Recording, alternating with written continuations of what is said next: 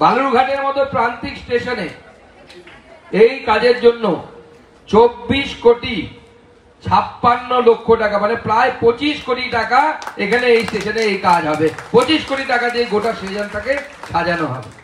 আজকে মাননীয় রেলমন্ত্রী এবং মাননীয় প্রধানমন্ত্রী শ্রী নরেন্দ্র মোদীকে এই মঞ্চ থেকে বারবার ধন্যবাদ জানাই। কারণ মাননীয় প্রধানমন্ত্রীর এই যে উন্নয়নের মডেল অন্যান্য সরকারের থেকে আলাদা কি, আগে এই উন্নয়নের মডেলগুলো কেন্দ্রীভূত ছিল। কেন্দ্রীভূত মানে হলে দিল্লিতে হবে, কলকাতাতে হবে, বা বড় যে স্টেশনগুলো আছে ব্যাঙ্গালোরতে হবে, আসানসোলে হবে। কিন্তু এই প্রথম এটা যে কেউ অ্যাক্রস দ্য পার্টি লাইন আমার মনে হয় স্বীকার করতে বাধ্য হবে যে শুধু বড় বড় স্টেশনগুলো নয়, এরকম প্রান্তিক স্টেশন বালুরঘাট, ওদিকে হলদিবাড়ি, এই যে প্রান্তিক যে স্টেশনগুলো, এই স্টেশনগুলোরও যে উন্নয়ন দরকার, এই স্টেশনগুলোর জন্য উন্নয়নের খাতে যে পয়সা দরকার, আমরা প্রথমবার নরেন্দ্র মোদী সরকারের আমলে এটা দেখতে পাচ্ছি। সেটা মাননীয় প্রধানমন্ত্রীকে আমরা বারবার ধন্যবাদ জানাই, বারবার অভিনন্দন জানাই। কারণ এই যে তার চিন্তা ভাবনা যে শুধু বড় স্টেশনগুলোর উন্নয়ন করলে হবে না, এই ধরনের প্রান্তিক জায়গার মানুষের স্টেশনগুলোর উন্নয়ন করতে হবে। আগামী দিনে আমরা আশা করব যে আমাদের জেলাতে আরো 2টো স্টেশন অমৃত ভারতের অন্তর্ভুক্ত হবে। মাননীয় রেলমন্ত্রীর কাছে আমি দরবারও করেছি, কিছুদিন আগেও দেখা করে এসেছি, প্রায় আধা ঘন্টা একসাথে বৈঠক হয়েছে এবং সেখান থেকে বিভিন্ন বিষয়ে আলোচনা হয়েছে। আপনাদের সামনে আমরা শেয়ার করব, আমি শেয়ার করব। সেখানে আমরা আশা করব যে আগামী দিনে যদি অমৃত ভারত এই প্রজেক্টকে এক্সটেন্ড করার কথা আছে, সেখানে আমরা গঙ্গারামপুর এবং বুনিয়াদপুর এই যে 2টো স্টেশন আছে, সেই 2টো স্টেশনকেও আগামী দিনে অমৃত ভারত স্টেশনের অন্তর্ভুক্ত করার জন্য মাননীয় রেলমন্ত্রীর সাথে কথা বলেছি।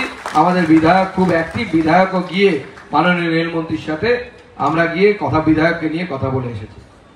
মাননীয় রেলমন্ত্রীর সহযোগিতা এবং মাননীয় প্রধানমন্ত্রীর আশীর্বাদ ছাড়া এত কাজ সম্পন্ন হওয়া সম্ভব ছিল না। কারণ আগে মনে করা হতো এটা একটা ব্রাঞ্চ লাইন, মেন লাইনে নেই। এবং আমার মনে আছে আমি যখন প্রথম এমপি হয়ে আসি, তখন তৎকালীন যিনি ডিআরএম সাহেব ছিলেন, আমি নাম ভুলে গেছি ওনার, শুভেন্দু চৌধুরীর আগে, উনি যখন আমাকে বলেছিলেন, আমার আজও মনে আছে যে স্যার আপকো এক সচ বাত বাতাতা হুঁ, স্যার আপনাকে একটা সত্যি কথা বলতে চাই। বলে কি? বলে একটা ব্রাঞ্চ লাইন মেন লাইনে পড়ে না, এখানে বেশি কিছু করা সম্ভব নয়। কিন্তু আজকে আমরা প্রমাণ করেছি মানুষের যদি উদ্যম থাকে, ইচ্ছা শক্তি থাকে, তাহলে সবকিছু করা সম্ভব, সবকিছু করা যায়। এবং প্রথম আমার মনে আছে তখন যাদবজি रेल बोर्ड चेयरमैन ছিলেন। क्या যাদব নাম था, याद है आपको? बीके যাদব জি। ওনার সাথে আমি যখন প্রথম দেখা করতে গেছিলাম তখন বয়সটা আরো কম ছিল, 5 বছর কম ছিল। উনি তো এমপি দেখে প্রথমে অবাক হয়ে গেছিলেন যে এরকম অল্প বয়সে এমপি হয়। সেবার আমরা অনেকে অল্প বয়স এমপি জিতে গেছিলাম। উনি বলেছিলেন যে এরকম অ্যাক্টিভ এমপি হলে অনেক কাজই হবে। তো যাই হোক, আজকে আমরা বালুরঘাট হিলি রেল প্রকল্পের টোটাল প্রজেক্ট কস্ট হচ্ছে 600 কোটি টাকা। তার মধ্যে অলমোস্ট 500 কোটি টাকা চলে এসছে, কাজ শুরু হয়ে গেছে, ব্রিজের কাজ আমরা শুরু করেছি। জমি পাচ্ছি না, সেটা তো আমাদের এখানকার চিরন্তন সমস্যা, আপনারা জানেন। আজকেও 3 জন জমিদাতা আমার বাড়িতে এসেছিলেন সকালে।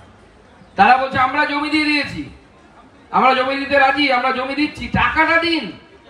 মাঝখানে আমরা দেখলাম একটা ভিডিও, এই অডিও ভাইরাল হয়ে গেল যে জমি অধিগ্রহণ নিয়ে দালাল চক্র চলছে, বিএলআর অফিসে দালাল চক্র চলছে, ডিএলআর অফিসে দালাল চক্র চলছে।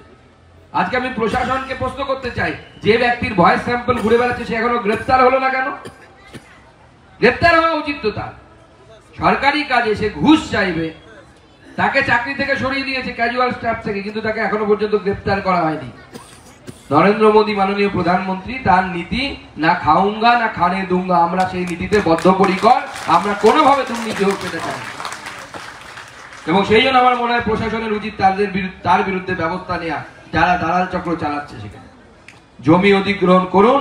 মাননীয় রেলমন্ত্রী আমাকে পূর্ণভাবে আশ্বস্ত করেছেন, যত টাকা প্রয়োজন হবে বালুরঘাট হিলি রেল প্রকল্পের জন্য তত টাকা কেন্দ্র সরকার দেবে, কোনোদিনও টাকার অভাব হবে না।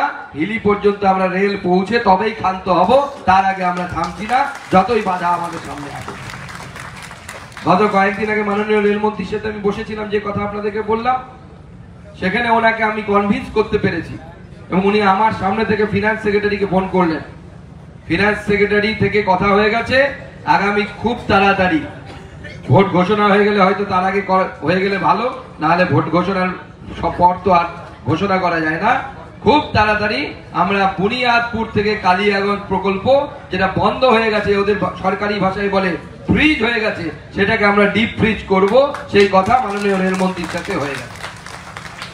এই জেলার রেল মানচিত্রের উন্নয়নের জন্য যা যা করা সম্ভব, এবং আমরা ধন্যবাদ জানাই মাননীয় প্রধানমন্ত্রীকে, যে আমাদের যা আশা ছিল সব আশাকে মাননীয় প্রধানমন্ত্রী ধীরে ধীরে পূর্ণ করেছে।